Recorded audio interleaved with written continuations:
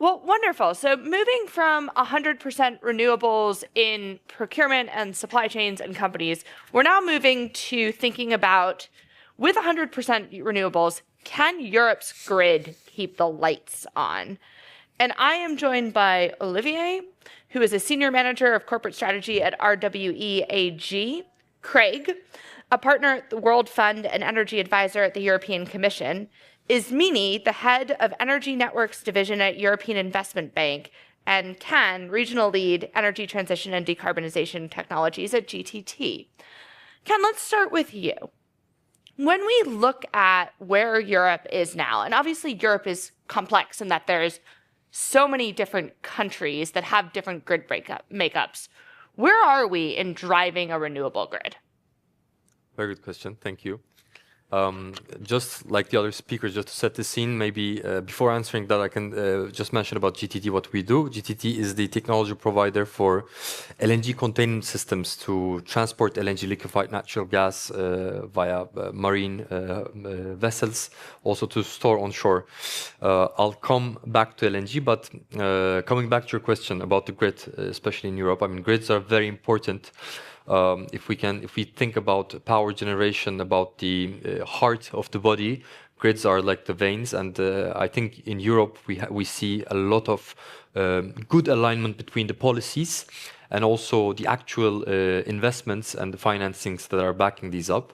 European grid is strong, but it has to become even more stronger.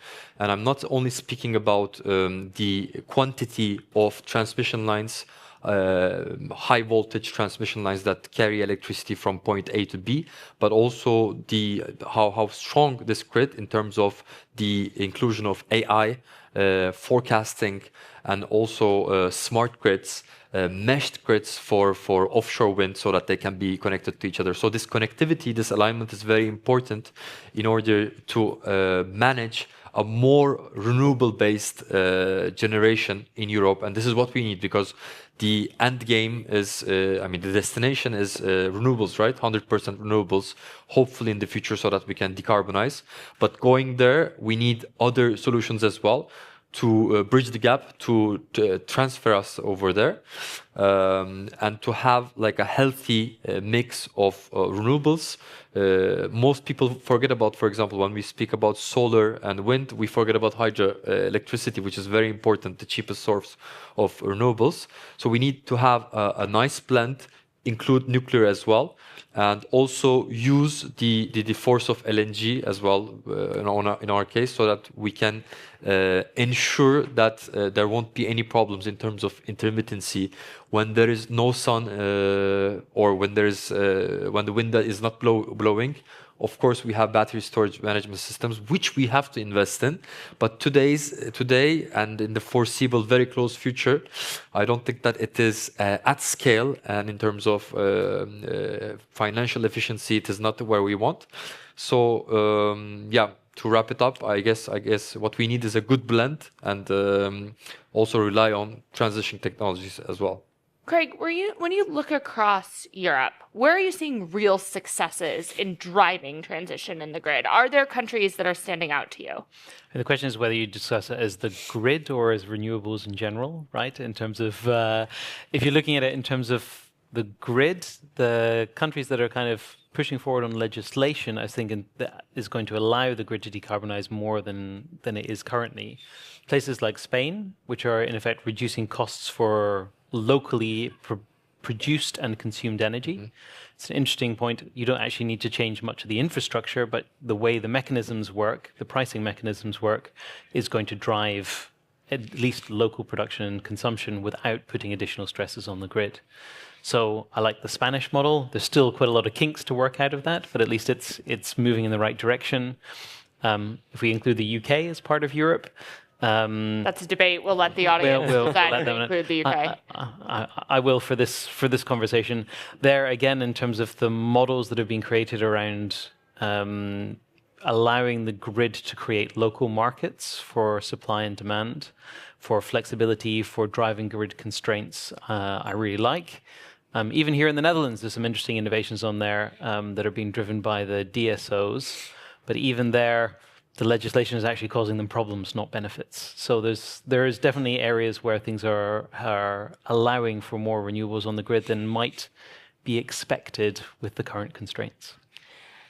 Ismini, when you think about where we need to invest in Europe's renewables and the grid, where are you prioritizing? What do you think our top priorities need to be to drive this transition? Okay, thank you very much for this question, which is actually very timely.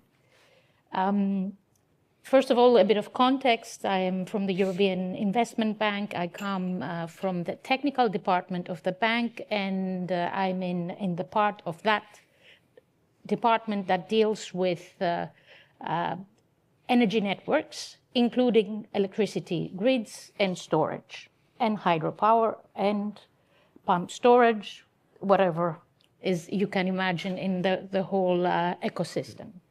Now,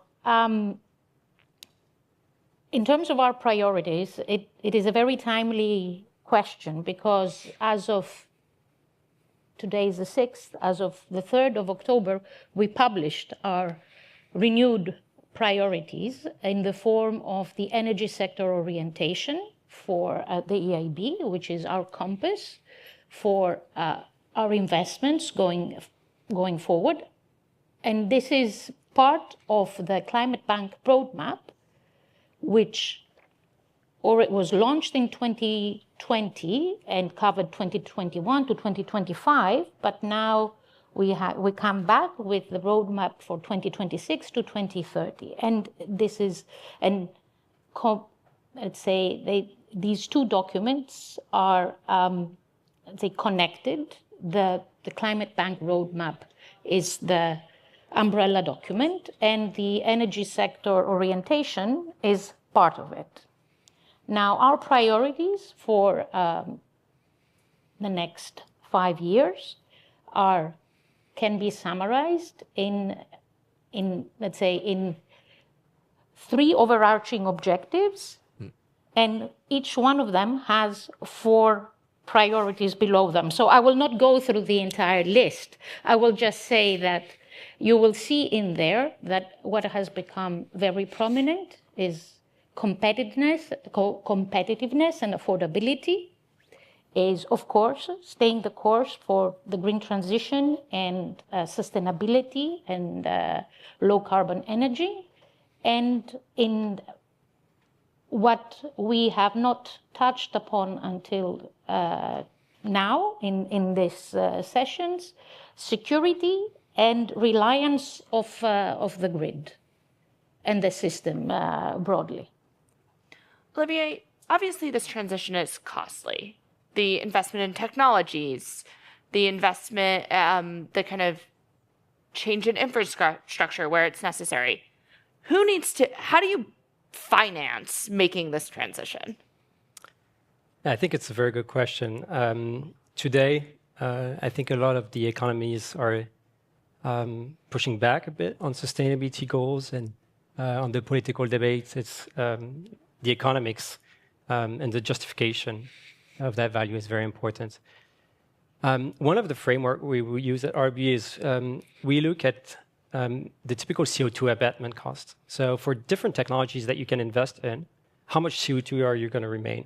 And this will be one pillar where, looking at the strategy that we're implementing, we believe that the cheapest solutions to remove CO2 will carry the biggest business case. They'll be the one most likely to be supported by societies, but eventually governments and regulation. And that's a nice way that we take a fundamental approach. Give us an example. Yeah, I'm going down to the example. At RWE, my work is about developing the strategy of the group. And so I look at the different technologies in different countries, and we look at prioritizing the investment. 2021, we came out with our Growing Green strategy, which consisted of investing 50 billion euro in the energy system, in a sustainable energy system. Our primary focus was wind and solar. Now that we've come through a phase of build-out in wind and solar, mainly in Europe, we see a lot of economies with very high volatility on power prices. And we see a need for more and more flexibility in the energy system. So now we're having a wave of investment into batteries, and eventually also coming to grids. So if you look at our focus, it's renewables, batteries for flexibilities, and also a bit of grids, as we have participation in the grid operators. Could I Yes, just please. jump in there because it's an interesting one. Like, how do you finance it? Make it profitable, right? Like, if you make it profitable, the money flows. It's like, totally fair. It's a crazy thing to say, but if you make it profitable and you allow one of the biggest issues here in the Netherlands at the moment is access to the grid, not profitability. Like, at the moment, I can buy from like Chinese battery integrated solutions for 80,000 per megawatt hour, and that would have delivered me last year 90,000 in value playing on the electricity markets. So a 1-year payback if I had a site that I could put it on, just on hardware. There's other costs around it, but basically those solutions this is the reason why the Dutch market has exploded if you've got a grid connection. So the question then is, like, if you want to invest in battery assets, they are exceptionally profitable at the moment. How long they'll be profitable for, and so on. But make it profitable, and everybody wants to try and invest in this space. How do you make it profitable then? What tools do we have to drive profitability? I mean, are you asking basically on the generation side of the business, or on the grid again? On both. Let's talk through the kind of overarching ecosystem. Basically, I mean, I think it's quite simple, like how you pointed out as well. Like, in order to make projects bankable, you need to secure. I mean, you need to align between the policies, the existing policies, the public opinions, and also the investment side of it as well. So as long as the project in the end aligns with the policies around the country and in the continent, such as we can think about decarbonization, that ticks the most important box. But in the end, it has to make money, as you also pointed out. When it doesn't make money, then we will just find ourselves in vicious circles. One example, which is kind of it's getting better actually, but could be like battery storage management systems. Why do we need these systems? We come back to our question, but basically, what happened recently in the south of Spain, Portugal, south of France, we had this like major blackout. Still to this date, no one knows the exact reason. It is due to not having a very good integration between the power generation sources and also the grid infrastructure. Also, the communications between the transmission companies of these systems. But basically, what we need here is to introduce more smarter systems in the systems, right? And one of them, for example, coming back to battery storage, is that as of today, although it is getting better, it needs to be more bankable. It needs to have more meaning, more financial meaning behind it. So basically, in the end, I think you need a perfect alignment between profitability, bankability, and also the technical aspects of it. Yeah, and maybe just to add on this, I think there's something also very important to mention, is going to be the cost of capital. If you look at the assets that we're putting on the ground, they're very capex heavy, which means that most of the cost of the investment comes at the moment you build it, the moment you take the investment decision, with very little OPEX, as opposed to a gas power plant or as a coal power plant or any other type of assets, which means the cost of capital, the moment you invest, is critical. And you can see in the recent years with the rise of interest rates, then it translated in the rise of cost of capital, which translated in the rise of the cost of the investment, the rise in the investment volume. Could I add something very little just to layer on what I said? Also, I think both on the, let's say, power generation part, or let's think about maritime industry, I think we should find new alternative solutions so that we can prevent stranded assets. When we have multi-fuel generation sources, when we have, for example, ships that can be propelled today with LNG, but also technically have the capability to migrate to green ammonia or green methanol, their financing becomes much easier. Right. Yeah. Ismini, I want to ask you, the events like the ones that happened in Spain and the south of France, how do they set us back in terms of kind of generating support for updating the grid, making these changes? Or do they actually accelerate us? Is there a silver lining somewhere in an event like that? Well, they certainly raise attention, for sure.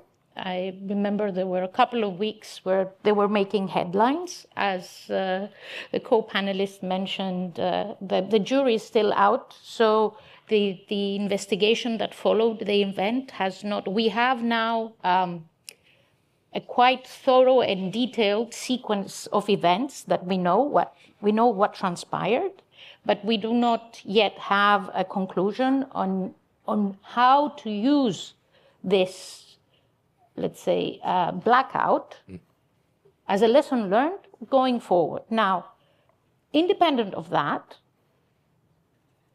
the investments in grids, in order to be able to as an enabling backbone for the renewables in the next years leading to 2030, according to the European Commission assessment and calculation, is almost 100 billion per year. It's significant, if not massive. Now, for sure, it goes from 30 billion that it used to be in the past to 100 billion. Now, what we have seen in the EIB is that we are already on our good way there, meaning that in the last year, in the EU, investments on transmission and distribution were in the range of 60 to 70 billion. And our financing also doubled when it came to grids. And this year it will probably, with certainty, because with the certainty that we can have because we are reaching the year end, it will triple, meaning that we will be able to meet 11 billion of financing just in grids. I think we've kind of skirted over an issue that a lot of your fellow attendees and panelists want to raise, which is, what do we do about nuclear? There's obviously a lot of debate around nuclear, but is nuclear something that the potential risk points, the challenges that people talk about, is it worth it because of its capacity to drive grid capacity? What do we think? I mean, for me, nuclear is not a grid capacity issue. It's a renewables capacity issue, and it's not going to change. Renewable as an asset is not going to change your grid infrastructure requirements. Grid infrastructure, just come back to the previous point.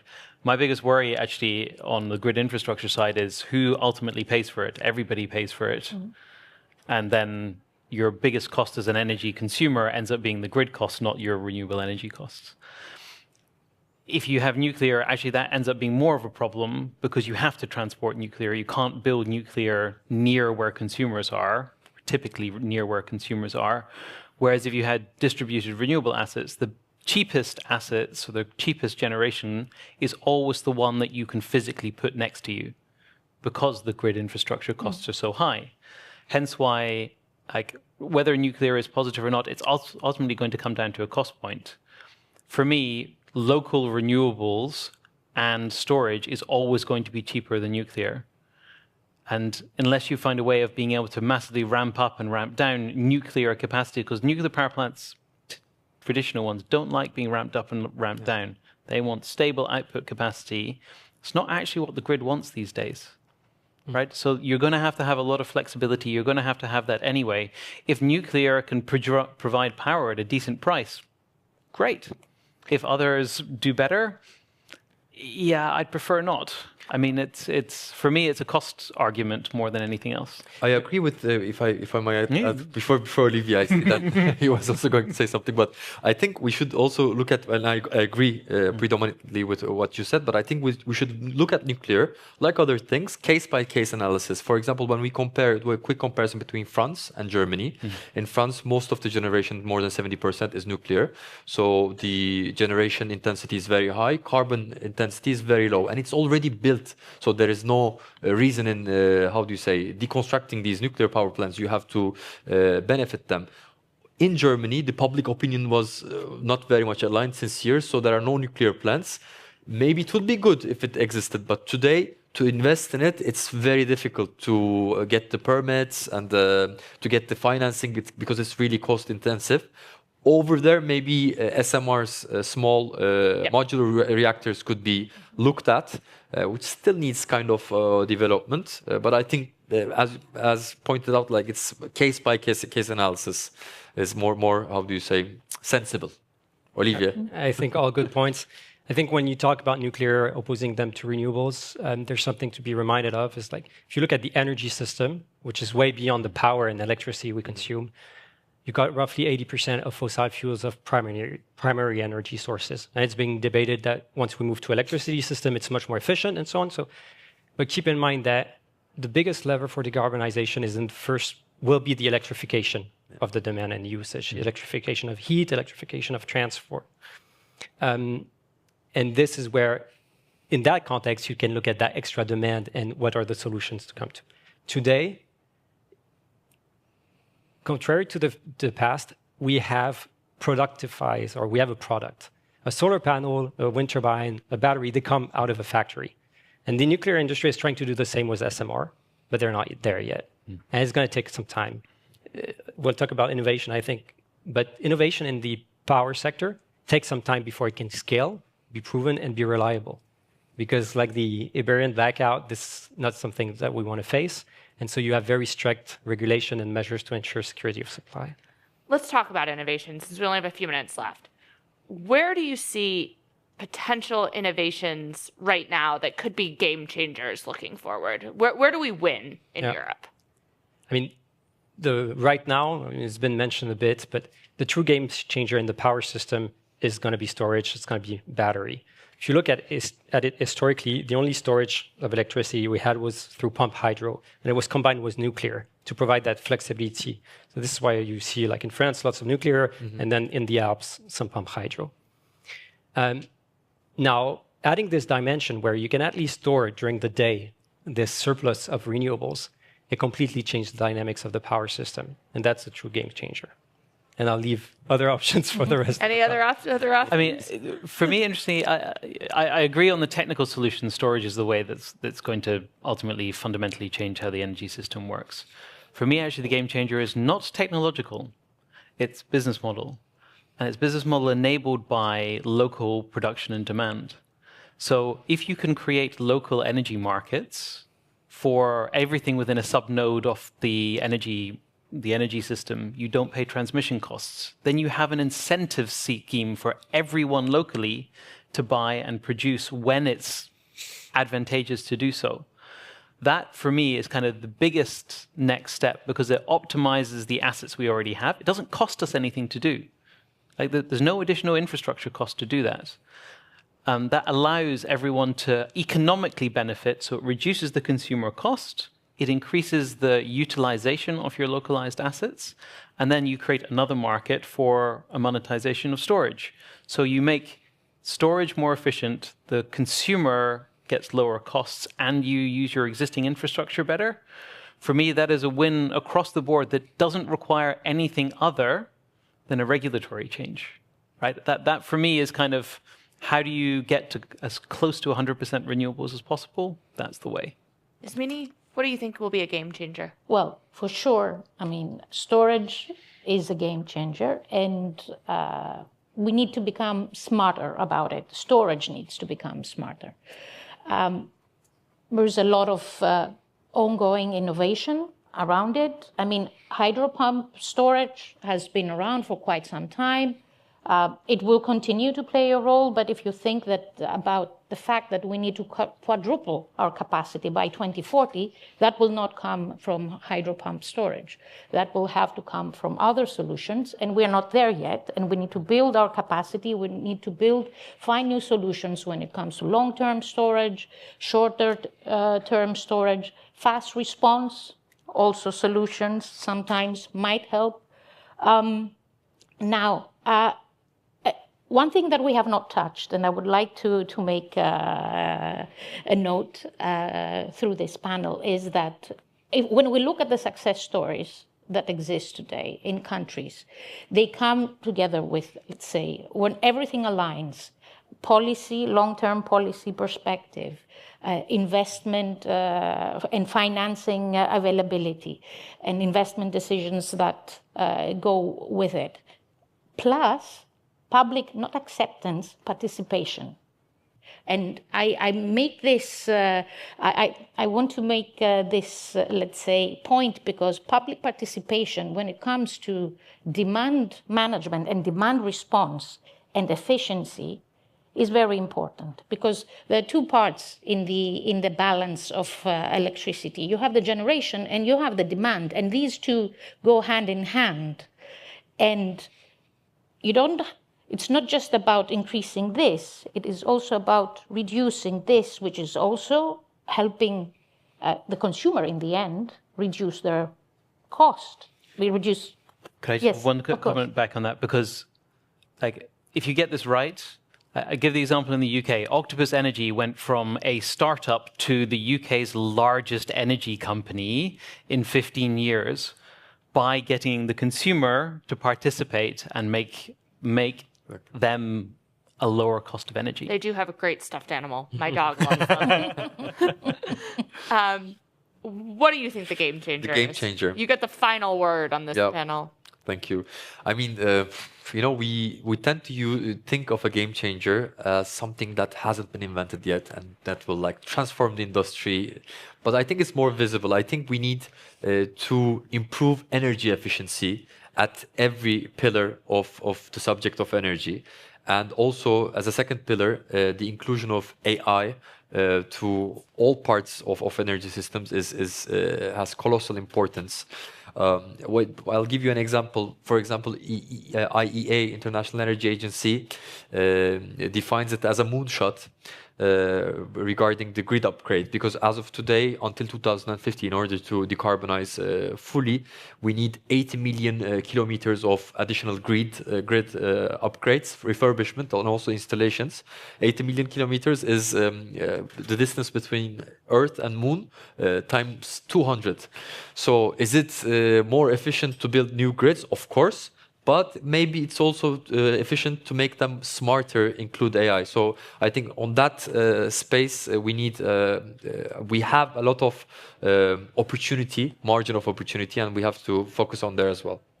Thank you all so much. This has been fascinating. And there's a great question on the screen we don't have time for. Please find the panelists and ask them during the coffee break. Okay.